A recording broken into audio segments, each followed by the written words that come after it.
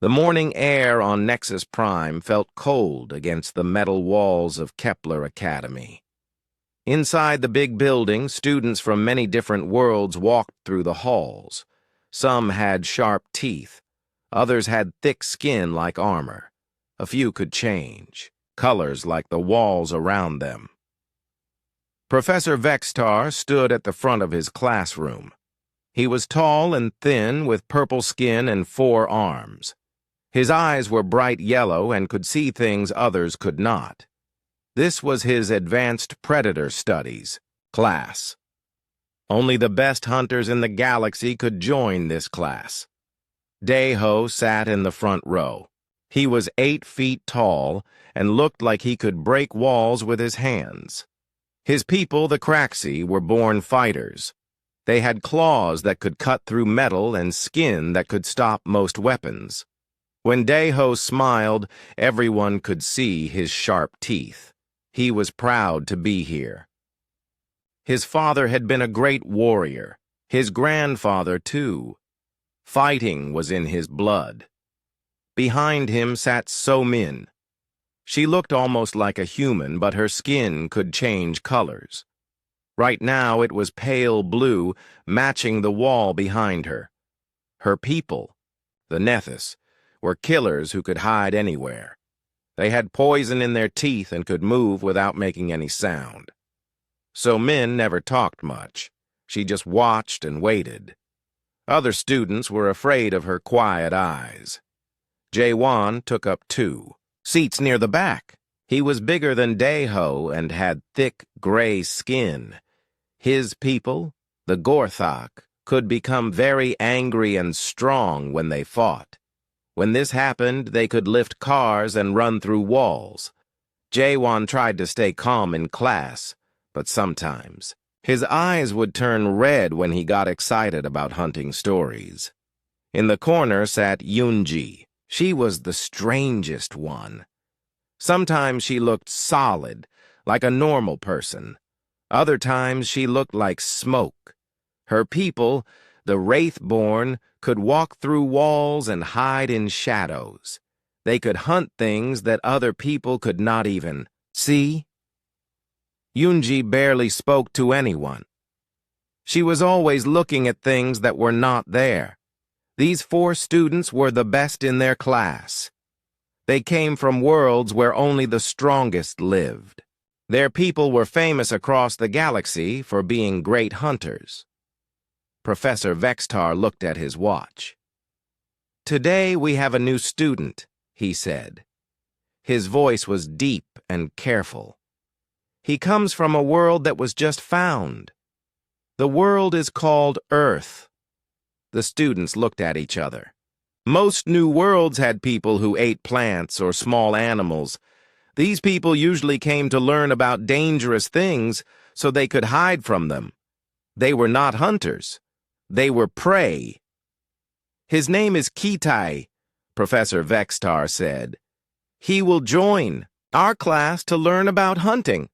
Deho laughed quietly, another weak creature wanting to play with real hunters. So-Min's skin turned slightly green, which meant she found something funny. Jaewon shook his big head. Yoonji just stared at the empty chair where the new student would sit. The door opened. A young man walked in. He looked very ordinary. He was not tall like Deho. He was not scary like Jaewon. His skin was brown and normal, not changing colors or looking like armor. He had dark hair and dark eyes. He carried a simple bag and wore normal clothes. Kite looked around the room. He saw the big students with their sharp teeth and claws. He saw their strong bodies and strange abilities. He did not look afraid. He did not look excited. He just looked interested. "Please sit anywhere you like," Professor Vextar said. Kite walked to an empty seat in the middle of the room. He sat down and put his bag on the floor. He looked at each of his classmates for a moment, then turned to face the professor. Deho turned to look at the human. This small creature was supposed to learn about hunting? He could probably break the human just by shaking his hand too hard. Deho had seen many weak species before. They usually shook with fear when they saw real predators, but Kite was not shaking. He was just sitting quietly, waiting for class to start. "Let me tell you about this class," Professor Vexistar said. "Here we study the greatest hunters in the galaxy. We learn how they track, how they kill, how they survive. Each of you comes from a hunting species. Each of you has natural gifts that make you dangerous." He pointed at Deho. "The Craxi are born warriors, strong and fast." He pointed at So-Min. "The Nethys are perfect killers, silent and deadly." He pointed at Jaewon. "The Gorthak are unstoppable when angry. Nothing can stand against them." He pointed at Yunji. "The Wraithborn can hunt things in other worlds. They go where others cannot." Then he looked at Kite. "And humans. We will learn about humans together." Kite nodded. He did not seem proud or embarrassed. He just listened. Professor Vextar walked to a big screen on the wall. Pictures appeared. They showed different creatures from many worlds. Some looked like big cats. Others looked like flying monsters. All of them looked very dangerous. "Today we will talk about pack hunters," the professor said. "These are creatures that work together to catch prey." "Who can tell me why pack hunting works?" Deho raised his big hand. "Because many hunters are stronger than one." "Good. What else?" So-Min spoke quietly. "Different hunters can do different jobs. Some can chase, some can wait, some can kill." "Very good. Anything else?" Jaewon raised his hand. "Pack hunters can catch bigger prey, things they could not hunt alone." Professor Vexitar nodded. "All correct. Now, Kite, what do you think about pack hunting?" Everyone turned to look at the human. This would be interesting. What could this weak creature know about hunting? Kite thought for a moment. "Pack hunting works because the hunters understand each other," he said. "They know what the others will do. They can think like their prey. If you understand how something thinks, you can predict where it will go." The room became quiet. This was not what anyone expected. The other students had talked about strength and speed and working together. But Kite had talked about thinking and understanding. Professor Vextar looked surprised. "That is a very interesting way to think about it." Deho frowned. "Understanding? What did understanding have to do with hunting? You saw prey, you caught it, you killed it." That was hunting. But something about the way Kite had said it made him think. The human had not talked about being strong or fast. He had talked about thinking like the prey. That was strange. As class continued, Kite asked more questions. He wanted to know how different creatures thought, what they were afraid of, why they made certain choices. The other students asked about weapons and strength and speed, but Kite asked about minds and feelings and fears. When class ended, the students walked out together. They talked quietly about the new human. "He seems very weak," Deho said. "He asks strange questions," So-Min added. "I do not understand him," Jaewon said. Yunji said nothing, but she kept looking back at Kite as he packed his bag slowly, still thinking about what he had learned. None of them knew that they had just met the most dangerous hunter any of them would ever see. They just saw a small, quiet human who asked too many questions about thinking. They would learn the truth soon enough. The next day, Professor Vexitar stood in front of a different classroom. This room was bigger and had strange equipment on the walls. There were fake trees, rocks, and even a small stream running through one corner.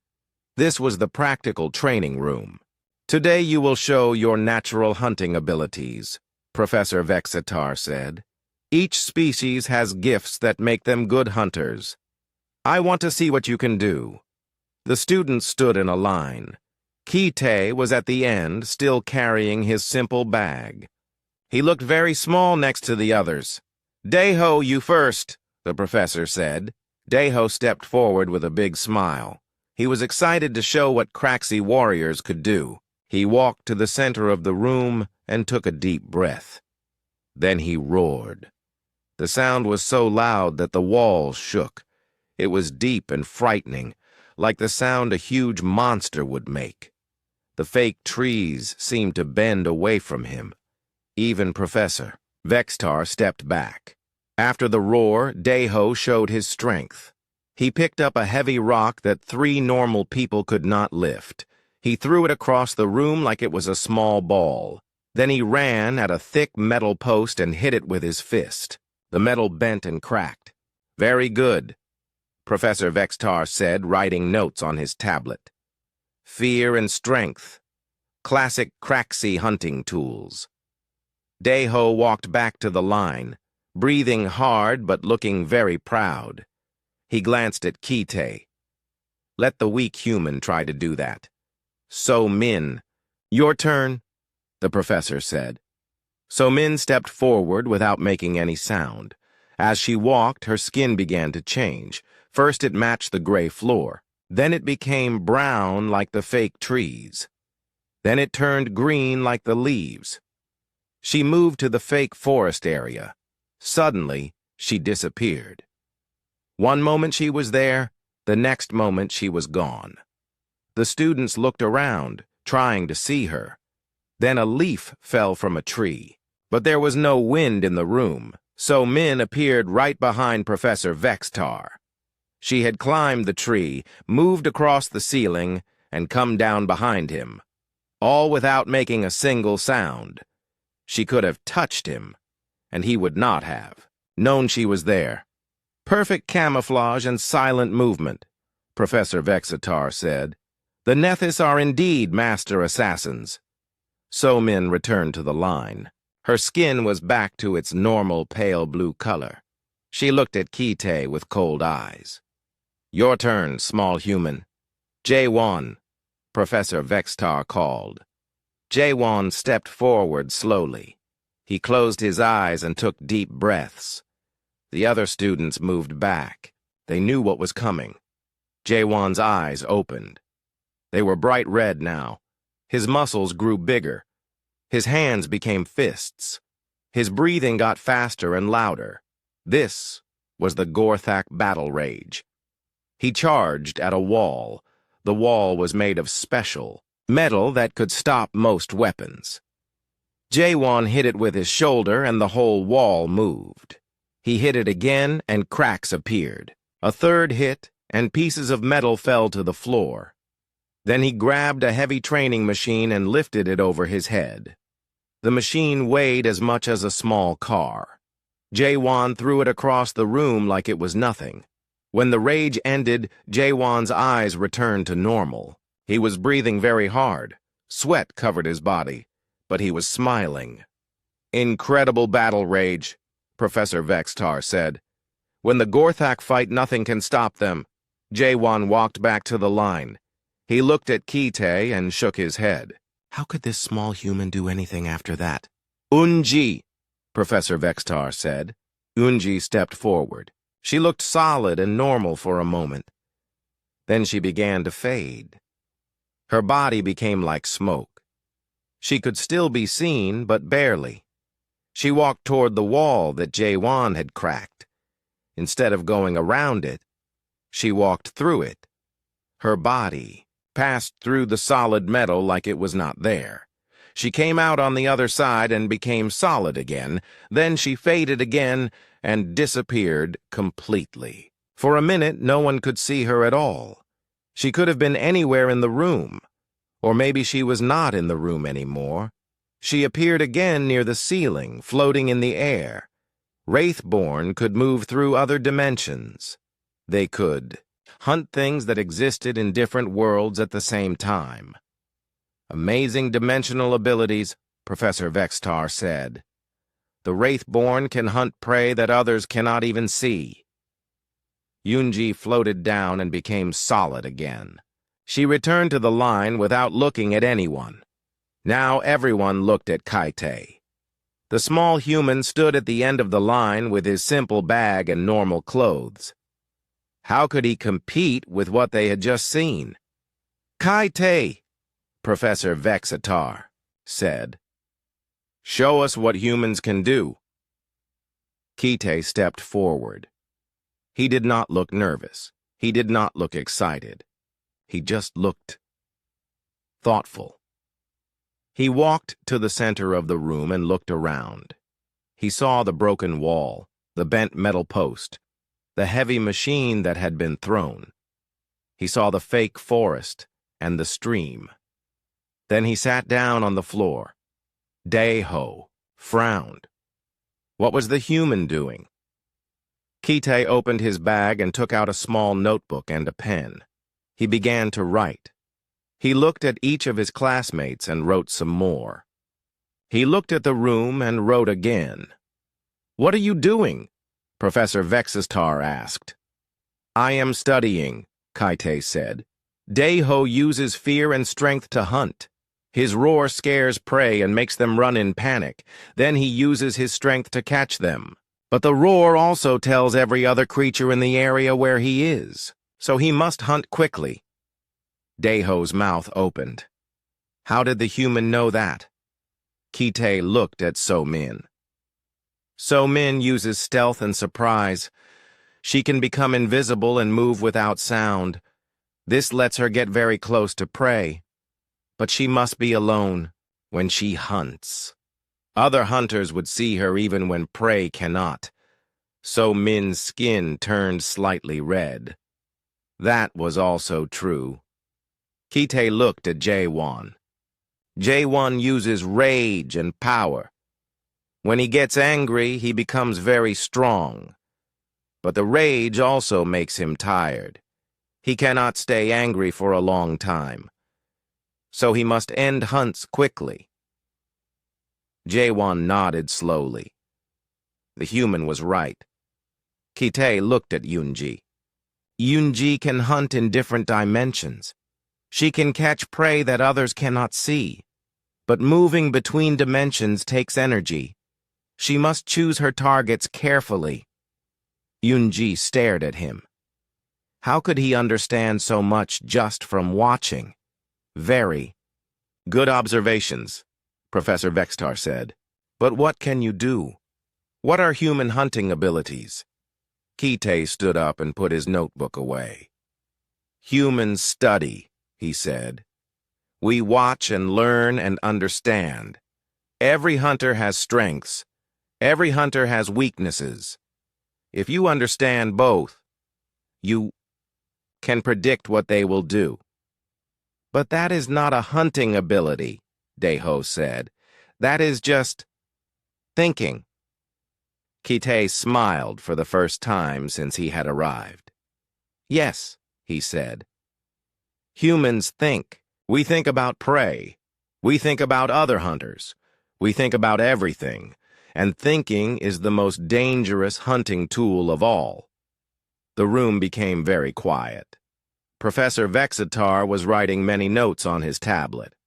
Tomorrow we will have our first practical exercise, Professor Vexatar said. You will hunt a real creature in the Academy's wilderness preserve. Each of you will hunt alone. The creature is called a phantom stalker. It is very good at hiding and running away. Most students need 6 to 12 hours to catch one. He looked at each student. This will show us what kind of hunters you really are. The students began to leave. Daiho, So-Min, Jaewon, and Yunji walked together. They talked about the exercise and how they would use their abilities to catch the phantom stalker. Kite walked behind them, alone. He was still thinking about what he had learned. Each of his classmates was dangerous in their own way. Each had abilities that could kill him easily. But each of them hunted in ways that were predictable. They used the same methods their species had always used. They thought the same way their people had always thought. And that, Kite knew, was a weakness. They left the training room. None of the other students noticed that Kite had been watching them very carefully. He had seen how Daeho stood when he was proud. He had seen how Somin's skin changed color when she felt different emotions. He had seen how Jaewon's breathing changed before he got angry. He had seen how Yoonji looked at things that were not there. He was learning how they thought, how they felt, how they made decisions. Tomorrow, he would hunt a phantom stalker. But today, he had been hunting something much more interesting. He had been hunting the minds of the galaxy's greatest predators, and they had no idea they were his prey. The morning sun was bright over the Academy's wilderness preserve. The preserve was huge, bigger than a small city. It had thick forests, rocky hills, streams, and caves. Many dangerous creatures lived there, but today the students would hunt. Only one type, the phantom stalker. Professor Vexitar stood with his students at the edge of the preserve. Next to him was Hyeon Woo, a tall senior student with silver fur and sharp yellow eyes. Hyeon Woo was from the Shadowfang species. His people were known for being excellent trackers. Hyeon Woo will help me watch your progress, Professor Vexitar said. We have trackers on each of you. We can see where you go and how fast you move. Each student wore a small device on their arm. The device would show their location to the watchers, but it would not help them hunt. Remember, Professor Vexitar continued. The phantom stalker is very smart. It can hide almost anywhere. It moves fast and quietly. It knows the preserve better than you do.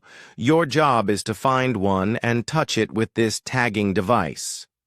He held up a small metal tool.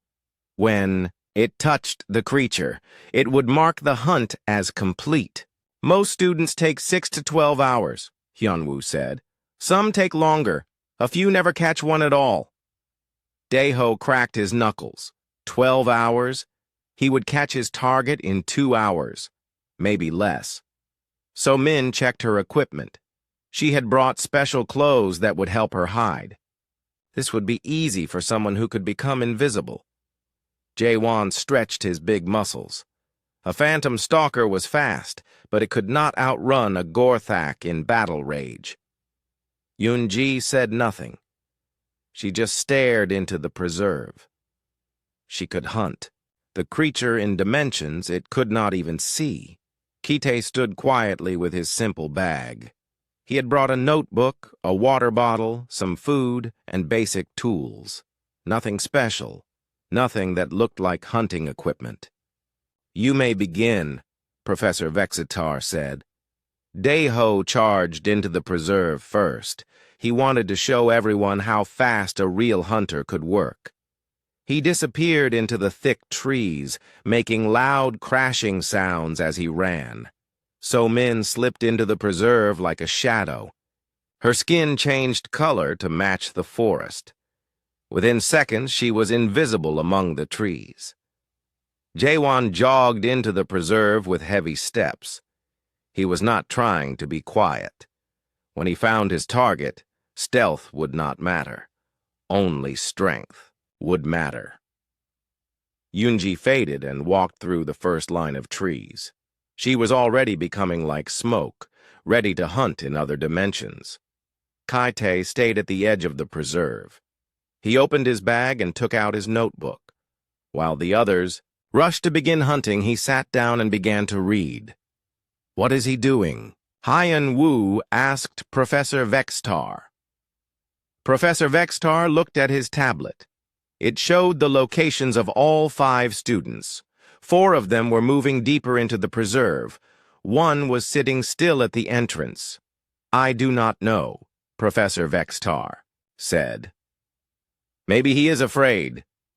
In the observation room above the preserve, other faculty members watched the screens. Bora, a junior instructor with golden scales and sharp claws, pointed at Kite's location. "The human is not moving," she said. "Should we help him?" "Let us wait and see," Professor Vextar said. On the screens, they could see the other students, beginning their hunts. Daeho was following scent trails through the forest. His nose was not as good as some species, but it was better than most. He had found tracks in the mud near a stream. The tracks looked fresh. So Min moved silently through the trees. She had found a place where branches were broken. Something had passed through here recently, something the right size to be a phantom stalker. Jaewon was searching systematically. He moved from area to area, checking every hiding spot he could find. Under rocks, behind trees, in small caves. If the creature was hiding somewhere, he would find it. Yoonji phased in and out of reality. She looked for signs of the creature in different dimensions. Sometimes prey tried to hide by moving slightly out of normal space, but she could follow them there. 2 hours passed. Daeho had followed 3 different scent trails. Each one had led to nothing. The phantom stalker was good at leaving false trails, so Min had found more broken branches and disturbed leaves. But every time she got close, the creature was already gone. It seemed to know she was coming. Jaewon had searched dozens of hiding spots. He had found other creatures, but no phantom stalker. The preserve was bigger than he had thought. Yoonji had seen traces of the creature in other dimensions, but every time she tried to follow, the traces disappeared. The creature was smart enough to confuse even dimensional hunters, and Kite was still sitting at the entrance of the preserve, reading his notebook. "This is very strange," Hyunwoo said. "Most students are excited to begin hunting. They run into the preserve immediately. But this human just sits there." "Maybe humans are not hunters," Bora said. "Maybe they are prey animals who want to learn about hunting for protection." Professor Vextar watched the screens. Something about Kite bothered him.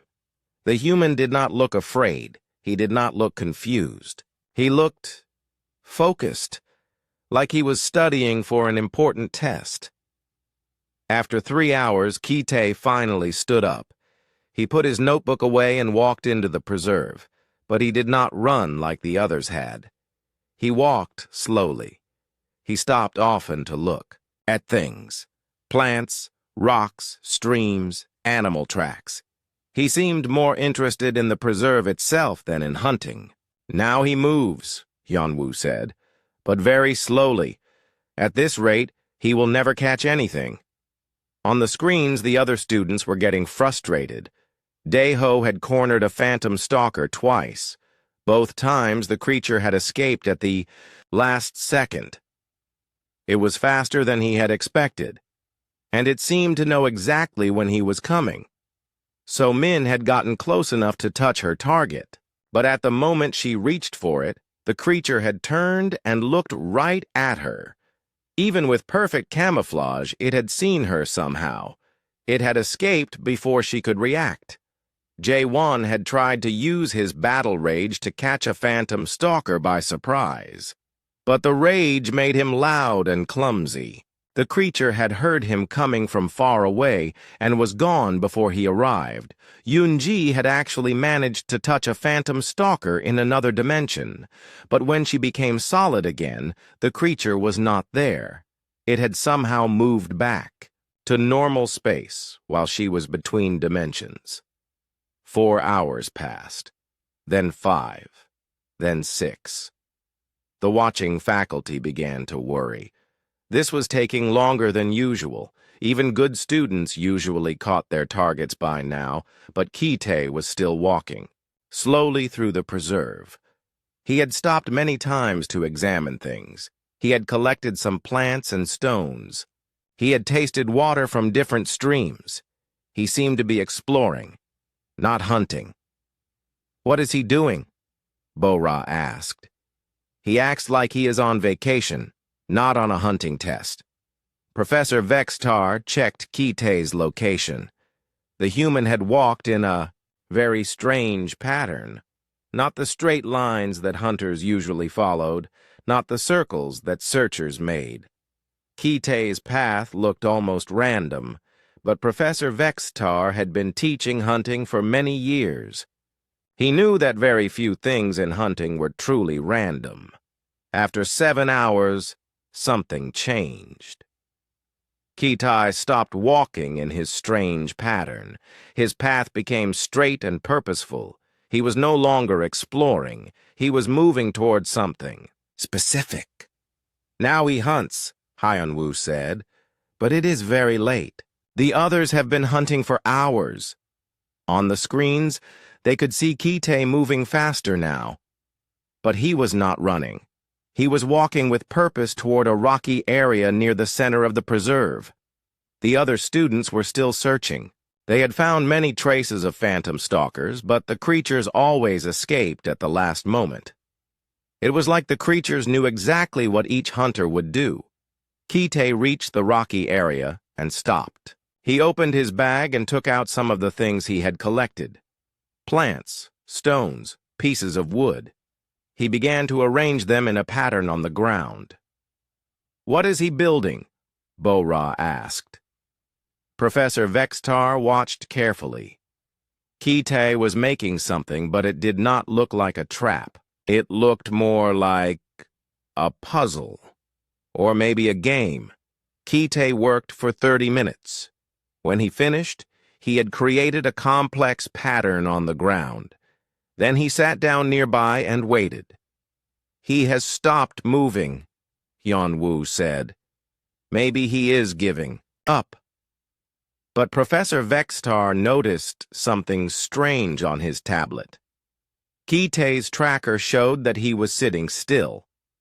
But there was another signal near him, a very faint signal that was moving slowly toward Kite's location. "What is that other signal?" Professor Vextar asked. Hyunwoo checked his equipment. "I do not know. It is not one of our students. It is not one of our tracking devices." Professor Vextar realized what the signal was.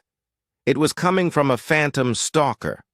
The creatures had small natural elements in their bodies that the Academy's sensors could barely detect. A phantom stalker was moving toward Kite, and Kite was just sitting there, waiting. "Should we warn him?" Bo-Ra asked. Professor Vextar stared at the screen. Kite did not look worried. He did not look surprised. He looked like he was expecting something to happen. The signal got closer, closer. It stopped right next to Kite's location. Then both signals became still. "What is happening?" Hyunwoo asked. Professor Vextar did not answer. He was staring at the screen, trying to understand what he was seeing. After 8 hours of hunting, while 4 of the galaxy's greatest young predators were still searching, without success, a small human from a newly discovered world was sitting quietly next to a phantom stalker. The alarm started ringing at exactly 10 hours. Professor Vextar looked at his watch. This was the time limit for the exercise. Any student who had not caught their target by now would have to return to the academy. On the screens, he could see 4 frustrated students walking back toward the entrance. They had been so close so many times, but the phantom stalkers had always escaped. Daeho emerged from the trees first. His clothes were torn and dirty. He had scratches on his arms from running through thick bushes. His face showed anger and confusion. "The creature was too fast," he said. "Every time I got close, it disappeared. It was like it knew what I was going to do." Somin appeared next, her skin changing from forest green back to pale blue. She looked tired and annoyed. "It could see me," she said quietly. "Even when I was perfectly hidden, it knew where I was. That should not be possible.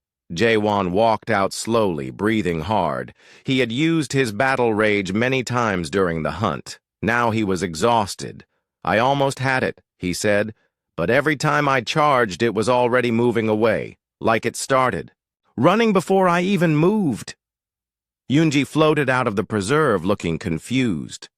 This was unusual for her. Wraithborn rarely showed emotion.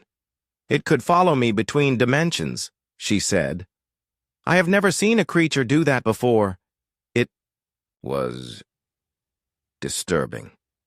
Professor Vextar counted the students. 4 had returned.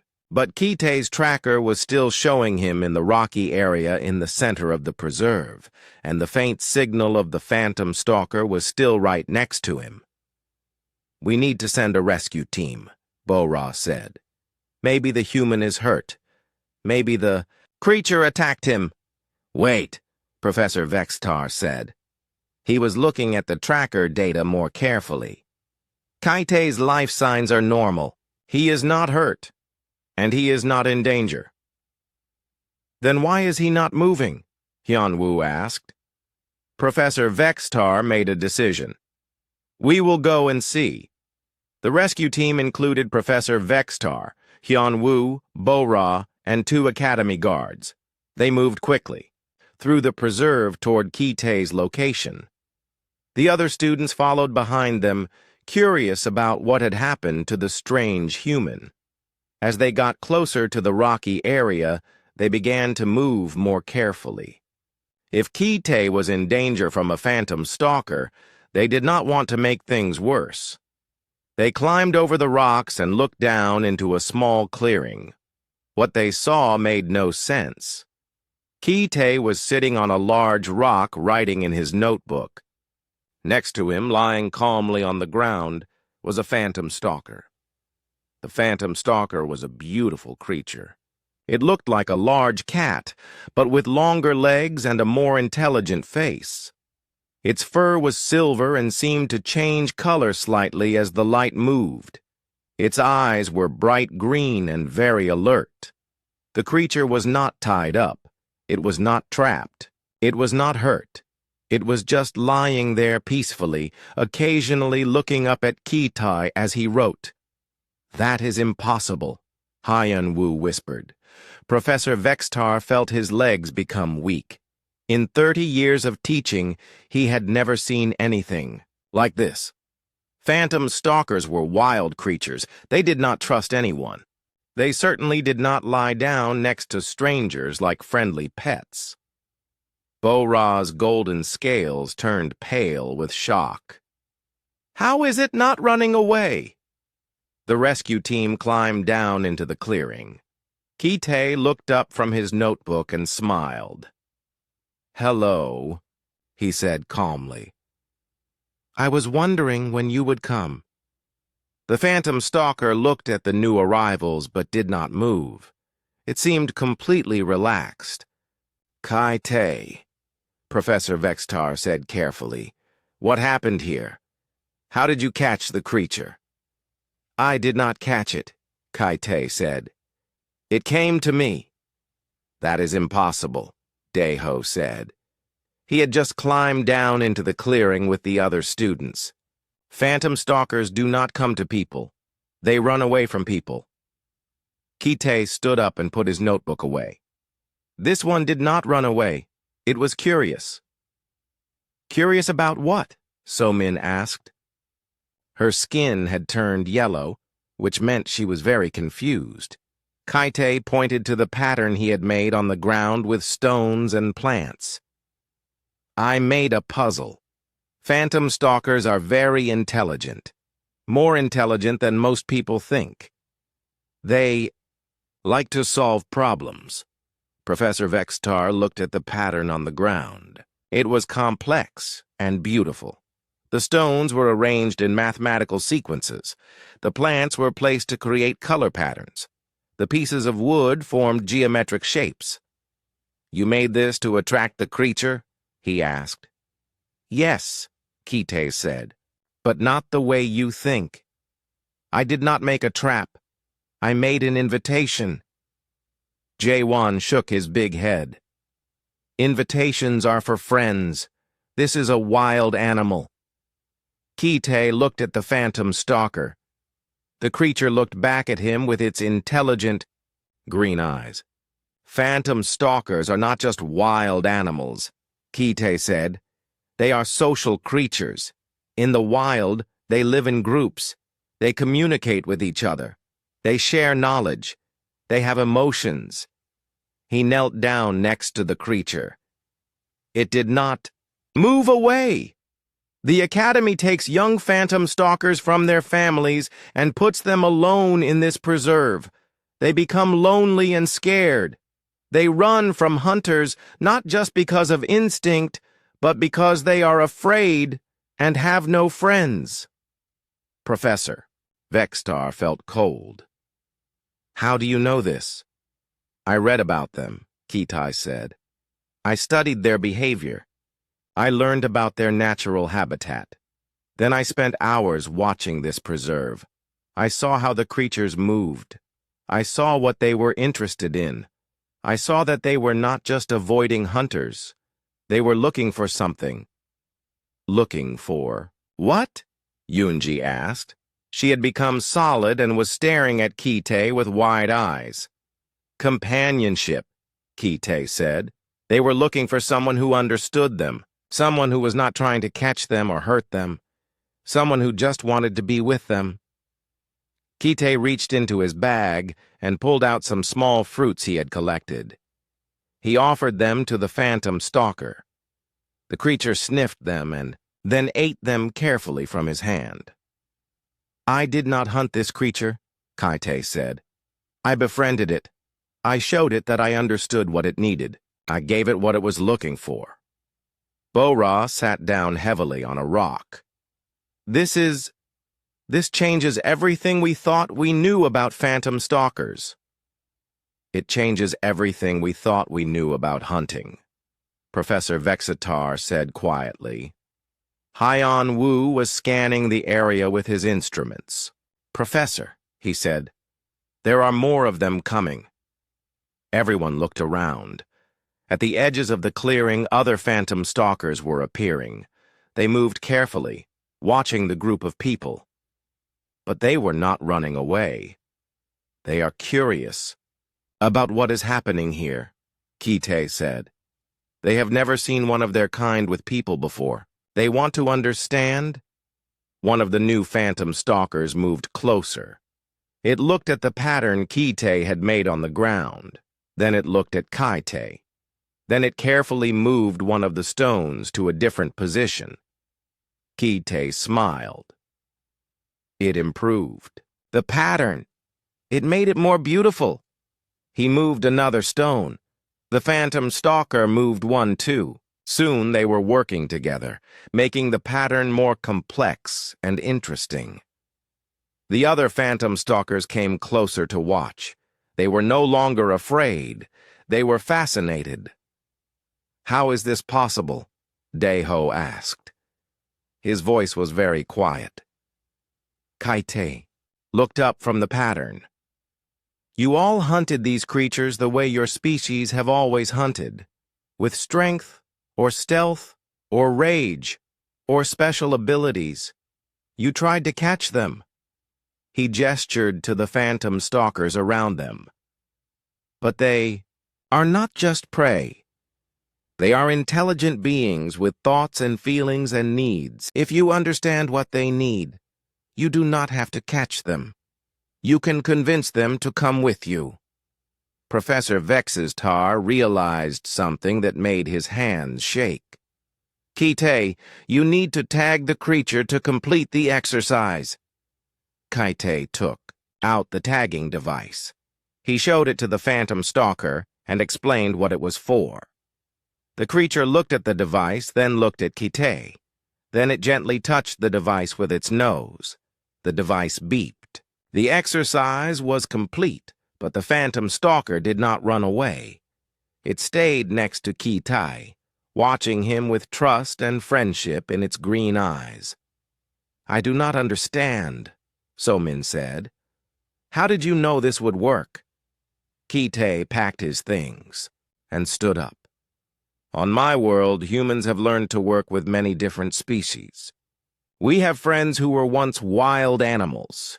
We understand that the best way to catch something is to not try to catch it at all. He looked at each of his classmates. You are all great hunters. You are strong and fast and skilled. But you think of hunting as taking something by force. He gestured to the phantom stalkers around them. Humans think of hunting as understanding something so well that it chooses to be with you. As they walked back toward the academy, the phantom stalkers followed them to the edge of the preserve. They watched sadly as their new friend left with the other people. Kite waved goodbye to them. I will come back soon, he promised.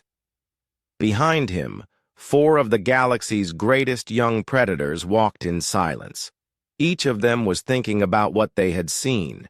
Each of them was beginning to understand that they had met something much more dangerous than they had imagined. A human who could make friends with his prey was not just a hunter.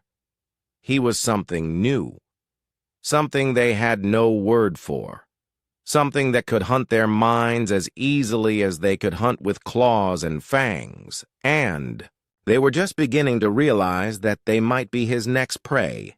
Professor Vextar could not sleep that night. He sat in his office looking at reports and data on his computer screen. What he had seen in the preserve made no sense. Everything he thought he knew about hunting was wrong. At 3 in the morning, he sent messages to other faculty members. Emergency meeting. Important discovery. Come immediately. 1 hour later, 6 professors sat around a table in the conference room. They all looked tired and confused. Professor Vextar told them what had happened with Kite and the phantom stalkers. When he finished, the room was very quiet. That is impossible, said Dr. Namsu, the Academy's expert on animal behavior. Phantom stalkers are solitary creatures. They do not trust strangers. They certainly do not play games with people. I saw it myself, Professor Vextar said. The creature was calm and friendly. It acted like Kite was an old friend. Bora leaned forward. What do we know about this human's world? What is Earth like? Professor Vexitar opened a file on his computer. Very little.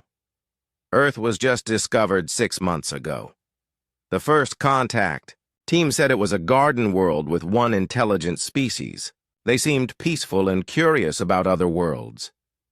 Dr. Sung Min, the Academy's expert on alien species, raised her hand. I have been researching Earth since Kite arrived. What I found is disturbing. She stood up and walked to the big screen on the wall. Pictures appeared. They showed a blue and green planet that looked beautiful from space. At first, Earth does look like a garden world, Dr. Sungmin said. But when you study it more carefully, you discover something terrible. More. Pictures appeared. These showed volcanoes exploding, huge storms destroying cities, earthquakes breaking the ground open. Earth is not a garden world, Dr. Sungmin said. It is a Class 12 death world. The room became very cold and quiet. Everyone knew what a Class 12 death world meant. It was one of the most dangerous types of planets in the galaxy. Almost nothing could live there. That cannot be right, Dr. Namsu said. The human looks normal. He is not big or strong or armored. How could he come from a death world? Dr. Sungmin showed more pictures. These showed Earth's creatures, giant predators with huge teeth, poisonous insects, deadly snakes, sharks that could bite through metal. Every creature on Earth evolved to survive constant danger, she said. The planet has ice ages that kill most life every few thousand years. It has diseases that spread across continents. It has predators that hunt in packs. It has natural disasters that destroy entire regions. She paused and looked at the other professors. Nothing lives on Earth unless it is extremely good at surviving. But humans look so weak, Bo-Ra said. They have no claws, no armor, no poison, no special abilities. How did they survive on a world like that? Dr. Sung-min smiled, but it was not a happy smile. That is what makes them so dangerous. They did not survive by being strong or fast. They survived by being smart. She showed a new picture. It showed early humans hunting a creature 10 times their size, but they were not fighting it with strength. They were using tools and working together. Humans learned to hunt everything on their planet, Dr. Sung-min said. Creatures that were bigger, stronger, faster, and more dangerous than they were. They did this by understanding how those creatures thought. Professor Vexitar felt his stomach become cold. You mean they... Yes, Dr. Sung-min said. Humans became the greatest predators on their world, not by being physically superior, but by being psychologically superior. They can think like any creature they want to hunt. They can predict what that creature will do. They can manipulate its behavior. She showed more pictures. These showed humans working with animals that had once been wild and dangerous, dogs that helped them hunt, horses that carried them into battle, even large predators that had learned to live peacefully. With humans. Humans do not just hunt their prey, Dr. Sung-min said. They make friends with their prey. They convince dangerous creatures to trust them. They turn enemies into allies. Dr. Namsu was staring at the pictures with wide eyes. The Phantom Stalker exercise. Kite did not hunt the creature. He made it trust him. Exactly, Dr. Sung-min said. And if he can do that with a Phantom Stalker, what else can he do it with? Everyone in the room thought about that question. Then they all thought about something even more frightening. Kite had been studying them too. Professor Vexitar remembered how Kite had watched each student demonstrate their abilities, how he had asked questions about how they thought and what they feared, how he had written notes about their behavior. He has been hunting us, Professor Vexitar said quietly. From the moment he walked into my classroom, he has been studying us like prey. The next morning, word about the Phantom Stalker incident spread through the academy. Students and faculty talked about nothing else. By afternoon, everyone wanted to see the human who could make friends with wild creatures. Kite's next class was packed. Students from other programs came to watch. Faculty members stood in the back of the room. Even the academy's director was there. When Kite walked into the room, everyone stared at him. He looked the same as always. Small, quiet, ordinary. But now they knew what he really was. A Deathworlder. A creature evolved on one of the most dangerous planets in the galaxy. A predator who hunted minds instead of bodies. Professor Vexitar stood at the front of the class. Kite, he said, the Academy Council has discussed your performance yesterday. We would like to offer you a position as a special instructor. Kite looked surprised. What would I teach? Cognitive hunting, Professor Vexitar said. The art of understanding prey so completely that hunting becomes unnecessary.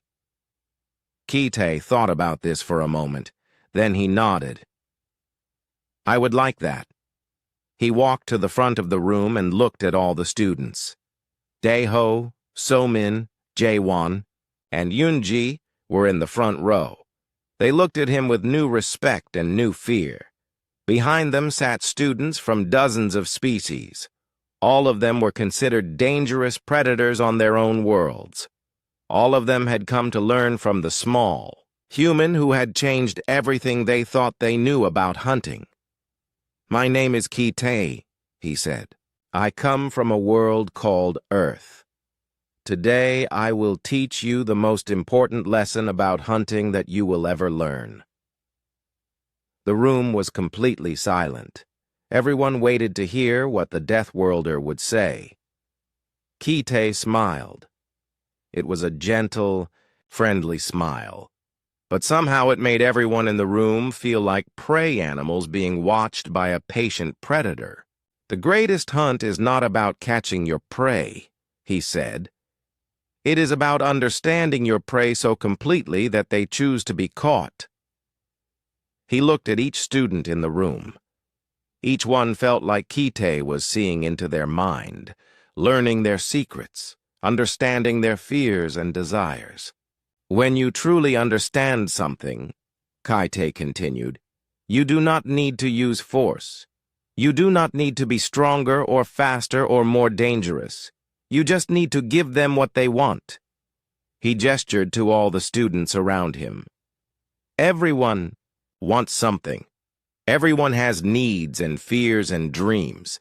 If you can understand those things, you can predict what anyone will do. You can influence their choices. You can make them trust you." Deho raised his hand slowly. "But that sounds like, manipulation." Kite nodded. "Yes, that is exactly what it is. Humans are very good at manipulation. We had to be, to survive on our world." Somin's skin had turned pale white. "How do we know you are not manipulating us right now?" Kite's smile became wider. "You do not know. That is what makes this lesson so important. Right now, I am teaching you how humans think. I am showing you how we hunt. I am giving you the tools to recognize when someone is trying to understand you too completely." The room became very quiet again. Everyone was thinking about what Kite had said. They were also thinking about how much he had already learned about each of them. "The most dangerous predator," Kite said, "is the one who makes you want to be caught." He looked around the room one more time. Class dismissed. As the students filed out of the room, they talked in whispers. Some looked excited. Some looked frightened. All of them looked at Kite differently than they had before. Deho stopped at Kite's desk. "On your world," he said, "what happened to the creatures that humans hunted this way?" Kite looked up from packing his bag. "Some of them became our friends. Some of them became our food. Some of them became extinct." He stood up and slung his bag over his shoulder. "The ones that survived were the ones that learned to think like humans think." Deho watched Kite walk out of the room. For the first time in his life, the great Craxy warrior felt like prey. Outside the classroom, Professor Vextar was waiting for Kite. "That was an interesting first lecture," he said. "Thank you," Kite said. "I think they are beginning to understand." "Understand what?" Kite looked back at the classroom full of the galaxy's most dangerous young predators. "That they are not the apex predators they thought they were." Professor Vextar felt cold. "And what are they?" Kite smiled his gentle, terrifying smile. "They are learning to be human." As Kite walked away down the hall, Professor Vexatar realized something that made his hands shake. The human had not just taught a class about hunting, he had demonstrated it. Everyone in that room now knew they had been studied, understood, and psychologically dominated by a creature they had thought was weak and harmless.